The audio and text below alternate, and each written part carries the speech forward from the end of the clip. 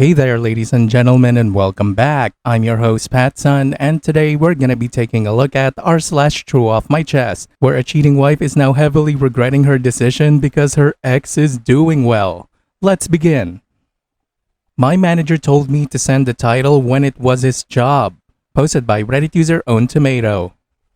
A few years ago, I worked at an exotic car dealership. We were the largest in the world for our brand, which will remain nameless for this post. And the exotic car side was run by one of the owners, a manager we'll call Jim, and two others my age who did most of the grunt work with me. We sold cars in all 50 US states and would ship them wherever they needed to go. We all worked on every deal and were paid off the profit of the dealership, not individual sales. Jim was a major kiss-ass to the owner who oversaw our department. He wasn't good at his job, but he was good at playing the game needed to stay on the owner's good side. He treated myself and the other younger guys like shit and tried to do as little work as he possibly could. He was openly racist, openly sexist, and knew nothing about the cars we sold or their main competition. Jim's main responsibility was to send out all paperwork to customers and make sure everything was set so we could release the car. A big part of this was making sure the car was registered before shipping it out. If they were financed through the manufacturer's financial arm, most did for a slight discount. This often meant sending all registration paperwork to the customer to go register it locally. Jim was the only one allowed to do this, as our manager had inherent distrust for the younger guys. Even though we genuinely did great work, don't get to number one in the world for your brand if we weren't doing a good job. Well, when the owner wasn't there, Jim would often do nothing all day and then send some paperwork right before the end of the day. On the day things came to a head, he spent the morning shopping for pellet smokers and a cruise for his family to go on, and kept interrupting me to show me the different options he was looking at. Meanwhile, I was handling 2 in-person deliveries and dealing with all showroom traffic. Long story short, the end of his day rolls around and he didn't get the paperwork sent out, so he told me to do it. I explained that the owner made it clear he's the only one allowed to send the paperwork out for a registration, but he said, just send the fucking paperwork out. So that's exactly what I did. The title needs to be filled out with the info for the financing company, or they'll have no claim to that car and the registration will show no lien. So I sent the blank title out to the customer, knowing that meant they could just sign it and register like they didn't have a loan. The customer noticed and asked my manager why he left the lien holder off the title, but tagged our whole department. The owner saw this and freaked out, shouting at my manager saying, "How could you fuck this up? It's so simple." Which led to my manager having to admit he interrupted my actual work to make me send it out, while not clarifying that he hadn't even filled out the title yet and that I had to do that.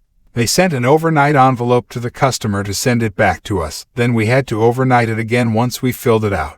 He got an earful and the owner never let him live it down. I quit and moved into software sales, network monitoring, code-level app security monitoring, and I'll never work in a dealership again.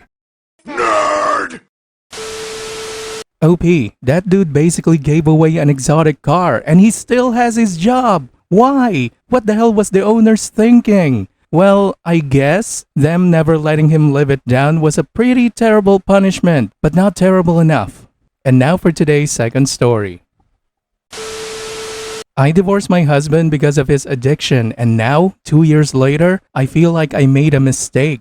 Posted by Reddit user Odd Hope.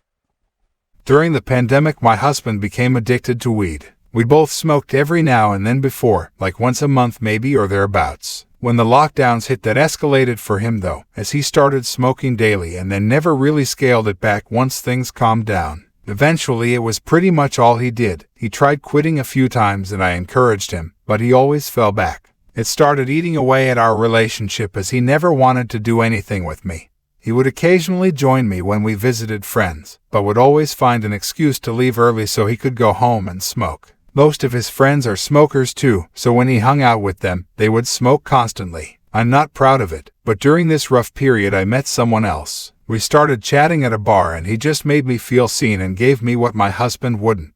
It eventually developed into real feelings, and that plus the desperation of helplessly seeing my husband in his zombie state made me want to get a divorce. I still loved my husband, but I couldn't live with him. He was obviously devastated when I told him and quit smoking cold turkey that same day. He threw out all his pipes and all the weed he still had, but I didn't think he would stick to it. I'd seen it all before. Before long, the divorce went through and I got my own apartment. I didn't stay there for long though. Before I moved in with my new partner, Since my ex and I share a lot of friends and still live near each other, we've kept in touch, and to my amazement, he has stayed clean from weed. I feel like I'm watching him blossom again, and I can't help but feel like I made a mistake in leaving him. He's pursuing his hobbies again. He's traveling and visiting friends, just going back to the same fun, adventurous person he was before his addiction. I love my new partner, but I constantly feel guilty because I still have feelings for my ex-husband too. I was with my ex for over 10 years, and there's no one in the world who knows me better than him, and when he's functioning, he's the kindest, most loving man I've ever met.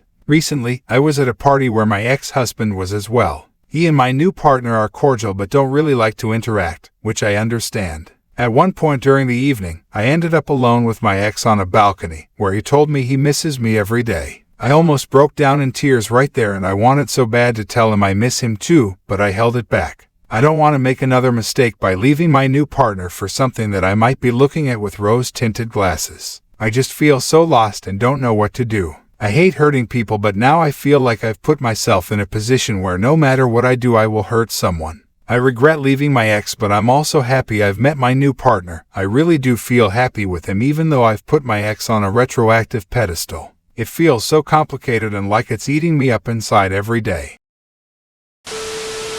No, absolutely not. You are so full of shit, OP. You cheated on your husband and left him for your affair partner. And now 2 years down the line, you regret your decision? Now you want to crawl back to him because he's doing well? Come on, man. You're exactly the type of woman who deserves a lonely, miserable life. The dildo of consequences is rarely lube. You fucked up and found out. You and your current partner deserve each other. Leave your ex alone so he can find someone that is the exact opposite of you. Someone who deserves his love and loyalty. And now for today's final story. Try to steal my legally rented parking spot? Enjoy being unemployed. Posted by Reddit user Locario Stormblade. This happened last night. I am now in a good enough spot to actually post this. I'm not quite sure if it qualifies as pro, but it definitely isn't petty. I am a professional driver. As such, on the roads in the US, there are different truck stops throughout the country that has a pay-to-park system. Usually about 10 to 20% of the lot marked off as reserved, with each space running from $15 to $25. The truck stop where this took place had parking for $17, which is relatively cheap for a guaranteed spot. The spots are reserved for 24 hours, starting at 4 p.m. local time and extending to 3 p.m. the following afternoon. I knew that I would have a late night delivery, so I came to the truck stop around 3:30 and paid for a reserved spot.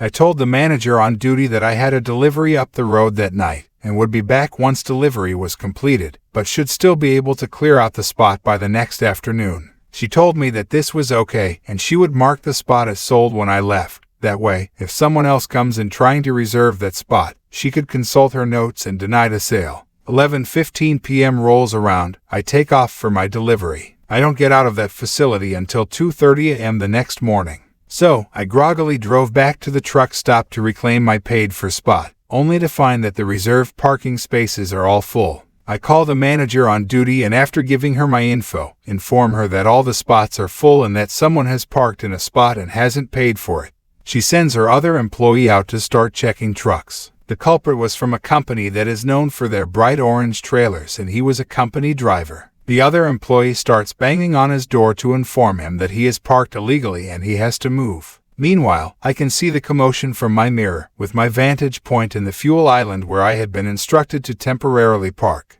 The driver answers the door with a bottle of Heineken in one hand and some sort of smoking implements in another. I know what it is, but for the sake of the mods, I'm not gonna say it. I decided to roll down the window to hear the commotion, and I heard the employee tell the driver to either move, or he will get the towing company and police involved. This driver is flat out irate that someone had the audacity to tell him where he can and cannot park, so he slams the door on the employee, threatening him. Employee calls the police and tow company, and the police show up first. I had worked for this company before, so I know their policies, and more importantly, what they can and cannot have in their trucks. Alcoholic beverages are not allowed in the cab. Anything that isn't a cigarette or a cigar and a lighter, also not allowed. The coupe de gras, a pew-pew of any kind, absolutely not allowed, and especially not allowed loaded. This driver had all that, and some other not-so-legal substances in his cab, so he was hauled away in cuffs. his truck was hauled away by a wrecker. I made a call after the commotion died down to the company safety director and informed them that their rig will be in an impound lot, and their driver is going to jail over the not-so-legal stuff he had in his truck. She thanked me and said that he will definitely lose his job, especially over the alcohol and the other not-so-legal stuff. I guess he played the screw around and find out card, and it bit him in his career. Look, OP, what you have done is definitely the correct thing to do, and I applaud you for it. But I have to give credit to this idiot. He may have went to jail, lost his job, and probably a ban in the industry, but still, he saved a whopping $17. That's a win. Totally worth potentially ruining his life for. Viewer support is the best way for me to remain independent and continue bringing you these daily videos, which will always be here on my channels for you to watch absolutely free. So please consider subscribing to me on Rumble and on YouTube. Both will be linked in the description box down below. Thanks for listening, everyone. If you even somewhat enjoyed today's story, make sure to give this video a thumbs up, and if you really like it, consider subscribing to PattSun to never miss a future upload. Stay strong.